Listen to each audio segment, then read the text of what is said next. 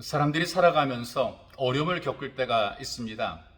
이렇게 문제가 있고 어려움이 생기게 되면 이 문제를 풀어갈 수 있도록 이 사람 저 사람을 바라보고 또 이 사람 저 사람을 만나서 문제를 해결해 보려고 합니다. 그러다가 실망하고 낙심할 때가 많이 있고요. 또 복잡한 환경, 힘든 문제를 바라보다 오히려 문제 속에 빠지는 경우들이 있습니다. 그러나 우리는 우리를 찾아오시는 예수를 만나야 됩니다. 문제가 복잡할수록 삶 힘들고 어려울수록 근본적인 해답을 가지신 예수님에게 모든 시선을 집중하고 그 예수를 만나야 되는 것이죠. 인생의 폭풍을 잔잔하게 만들어주시는 예수님에게 시선을 집중하고 그 예수를 만나야 됩니다. 왜냐하면 바로 예수님께서 우리 인생의 삶의 폭풍을 잔잔하게 만들어 주시기 때문입니다. 그래서 여러분들에게 말씀을 소개해 드리려고 합니다.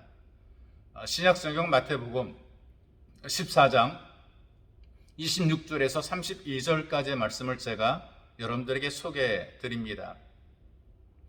제자들이 그가 바다 위로 걸어오심을 보고 놀라 위령이라 하며 무서워하여 소리 지르거늘 예수께서 즉시 이르시되 안심하라 나니 두려워하지 말라. 베드로가 대답하여 이르되 주여 만일 주님이시거든 나를 명하사 물 위로 오라 하소서 하니 오라 하시니 베드로가 배에서 내려 물 위로 걸어서 예수께로 가되 바람을 보고 무서워 빠져가는지라. 소리질러 이르되 주여 나를 구원하소서 하니 예수께서 즉시 손을 내밀어 그를 붙잡으시며 이르시되 믿음이 적은 자여 왜 의심하였느냐 하시고 배에 함께 오름에 바람이 그치는지라. 폭풍 때문에 문제 때문에 갈 길을 가지 못하고 삶과 죽음의 갈림길에 있을 때에 예수님께서 배에 오르시니 바람과 파도가 잔잔해졌다 이렇게 성경이 말씀을 하고 있습니다. 이것은 바로 모든 문제의 해답은 예수님에게 있다는 사실이죠. 삶의 문제가 복잡하면 복잡할수록 더욱더 문제의 답을 갖고 계신 예수님에게 시선을 집중하고 예수를 만남으로 문제를 해결해야 됩니다. 풍랑 속에서 물 위로 걸어오시는 예수를 목격한 이 베드로가 자기도 물 위를 걷기를 간청을 하게 되고 예수님께서 오라고 허락을 하십니다. 허락받지 않고 물 위로 걸으려고 하게 되면 빠져 죽게 돼 있어요. 허락을 받고 나서 물 위로 걸어야 되는 것이죠. 이 베드로는 예수님처럼 물 위를 걸었던 최초의 사람입니다. 이렇게 기적적으로 물 위를 걷던 베드로의 눈길이 주님이 아닌 파도를 바라보고 두려움 속에 빠져갑니다. 이 바람 불 때, 풍랑일 때 마음의 변화가 만들어지게 되어 믿음이 없어지게 되고 예수님에 대한 신뢰가 없어지게 되고 두려움이 찾아오게 되고 그리고 물에 빠지게 되는 것이죠. 그런데 주님께서는 빠져가는 베드로를 붙잡아 주십니다. 그리고 말씀하시지요. 믿음이 적은 자여 왜 의심하느냐. 폭풍을 바라보게 되면 환경과 조건을 바라보게 되면 환경과 조건이 폭풍이 예수님보다 더 크게 보입니다. 그래서 거기에 빠지게 되는 것이죠.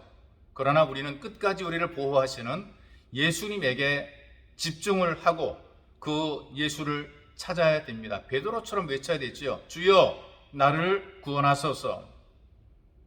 문제 속에 위기 속에서 우리의 반응은 간단합니다. 폭풍 속에 걸어오시는 예수를 바라보고 예수님 향해서 나를 구원하소서 이 한마디면 족한 것이죠. 예수님께서 우리 형편을 아십니다. 주무시는 주님이 아니시거든요. 근데 이 베드로가 만일이라고 하는데 만일이 아닙니다.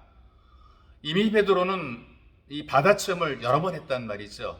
누가복음 5장에 보니까 물고기 잡는 체험을 하게 됩니다. 말씀에 의지해서 그물을 던지니까 그물이 찢어질 정도로 많은 물고기를 잡았다 이렇게 얘기를 하고 있고요. 또 마태복음 8장에도 보게 되니까 폭풍을 잔잔케 하시는 체험을 하게 됩니다.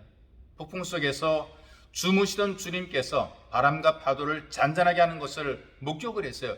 이렇게 체험을 하고도 만약에 이런 믿음을 가지고 있다는 것은 온전한 믿음이 아닌 것이죠.